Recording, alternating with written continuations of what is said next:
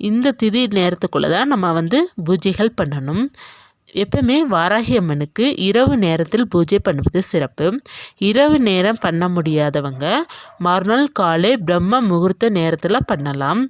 வாராகி அம்மனை பஞ்சமி திதி என்று நம்ம வழிபட்டு வந்தோம் அப்படின்னா நமக்கு வந்து தேய்பிறை பஞ்சமி என்று வழிபாடு செய்யும்போது இருக்கிற கடன் பிரச்சனைகள் அனைத்து தீரும், நோய் நொடிகள்லாம் நீங்கும், எதிரி பிரச்சனைகள் தீரும். பிறகு வீட்டுக்குள்ளே ஏதாவது நமக்கு கணவன் மனைவிக்கோ இல்லை பெரியவங்களுக்கோ பிரச்சனைகள் அதிகமாக இருந்துச்சு அப்படின்னா கட்டாயமாக நமக்கு படிப்படியாக குறையும்.